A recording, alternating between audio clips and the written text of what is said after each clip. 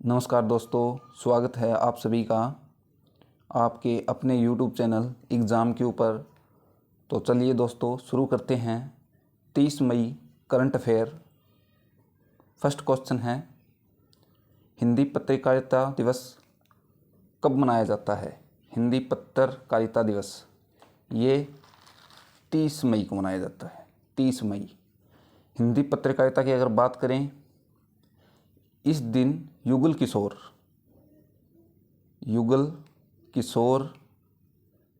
शुक्ल ने 1826 में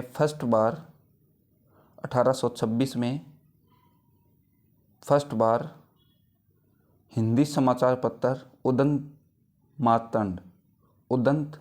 मार्तंड प्रकाशित हुआ। और हिंदी पत्रकारिता की अगर बात करें तो इसकी शुरुआत हिंदी की बंगाल से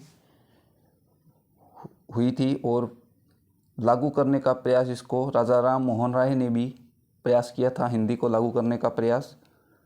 तो बढ़ते हैं आगे नेक्स्ट प्रश्न की ओर। ओपी भारद्वाज, जिनका हाल ही में निधन हो गया, किस खेल के लिए भारत का प्रथम द्रोणाचार्य पुरस्कार मिला? ओपी भारद्वाज थे दोस्तों, जिनका निधन हो गया। भारत का फर्स्ट द्रोणाचार्य पुरस्कार मिला था। किस खेल के लिए मिला था? मुक्केबाजी के लिए, मुक्केबाजी। और इनके साथ 2 व्यक्ति और भी थे, 3 व्यक्तियों को मिला था उस वक्त ये। और द्रोणाचार्य पुरस्कार है ये कोच को दिया जाता है, कोच या गुरु को, जो भी हो। इसकी शुरुआत 1985 के अंदर हुई थी। 1985 के अंदर द्रोणाचार्य पुरस्कार की शुरुआत हुई थी। और ओपी भारद्वाज इसलिए श्रृंखला में है क्योंकि इन्हें फर्स्ट बार द्रोणाचार्य पुरस्कार से सम्मानित किया गया था। 1967 से 87 तक ये मुक्केबाजी खेल खेलते थे। ठीक है, बढ़ते हैं दोस्तों नेक्स्ट प्रश्न की ओर। किस राज्य ने अंकुर योजना शुरू की है, जिसके तहत पेड़ लगाने पर लोगों को पुरस्कार से सम्मानित किया जाएगा? तो ये किस राज्य ने शुरू की है? ये मध्य प्रदेश ने। मध्य प्रदेश। वायुदूत ऐप, एक ऐप है वायुदूत, जिस पर रजिस्ट्रेशन करवाना होगा जो भी पेड़ लगाएगा। फिर पेड़ लगाकर उसके साथ फ़ोटो खिंचवाकर इस ऐप के थ्रू, वायुदूत ऐप के थ्रू सेंड करना होगा फ़ोटो। तो इसमें सीएम शिवराज सिंह चौहान लोगों को प्राणवायु पुरस्कार से सम्मानित किया जाएगा। प्राणवायु पुरस्कार से, अंकुर योजना के तहत प्राणवायु पुरस्कार से सम्मानित किया जाएगा। अगर मध्य प्रदेश के चीफ जस्टिस की बात करें तो मोहम्मद रफ़ीक। एक बात और ध्यान रखना, पंख योजना यह भी मध्य प्रदेश सरकार ने लागू की थी। बढ़ते हैं आगे। जीआई टैग से प्रमाणित शाही लीची, जिसे यूनाइटेड किंगडम में बेचा जाता है, किस राज्य की है शाही लीची? तो ये बिहार की रहेगी। बिहार की है ये शाही लीची, जिसे 2018 के अंदर जीआई टैग मिला था। और अब यह लीची बिहार से यूनाइटेड किंगडम में निर्यात की जाएगी, शाही लीची। बढ़ते हैं आगे। महाराष्ट्र सरकार ने कितने किलों के लिए विश्व धरोहर एक सूची जारी की है? विश्व धरोहर है, उनके लिए एक सूची जारी की है। कितने किले हैं जो विश्व धरोहर के अंदर शामिल हुए हैं? ये 14 किले। देखते हैं ये 14 किले कौन से हैं। रायगढ़ का किला,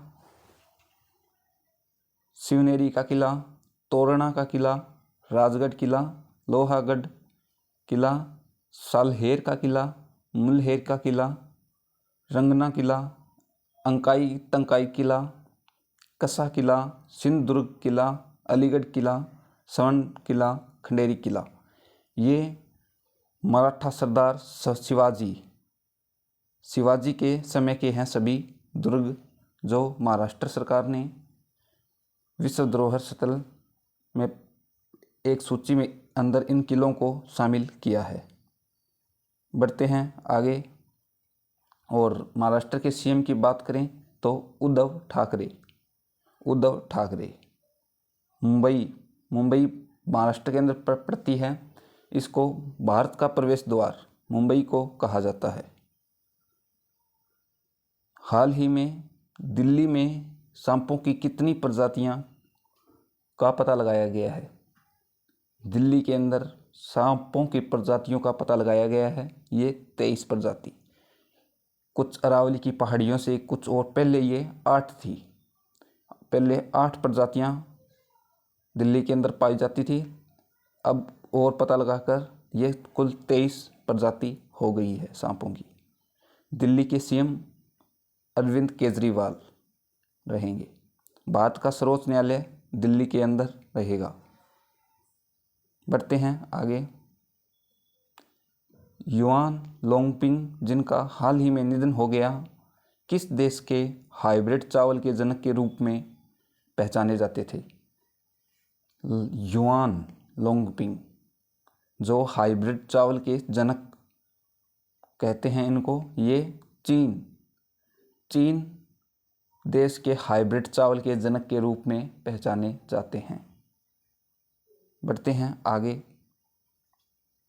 किस भारतीय मूल की छात्रा ने ऑक्सफोर्ड यूनिवर्सिटी में उपचुनाव जीता?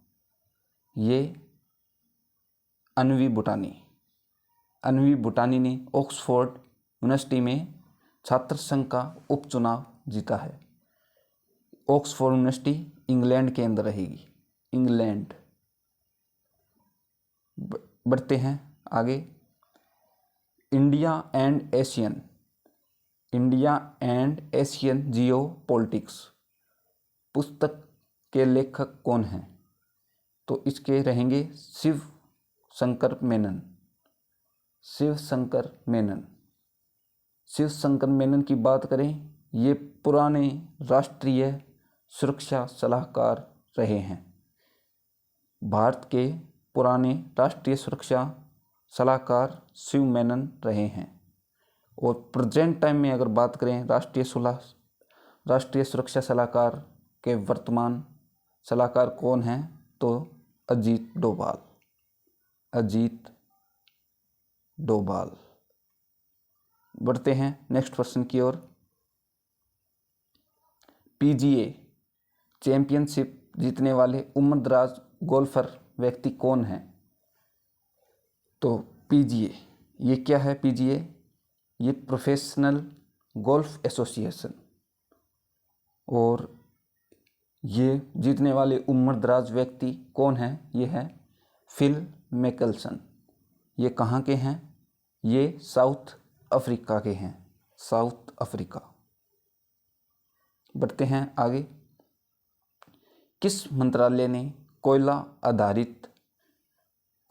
आधारित विद्युत संयंत्रों में बायोमास के इस्तेमाल पर एक राष्ट्रीय मिशन गठित करने की योजना बनाई है?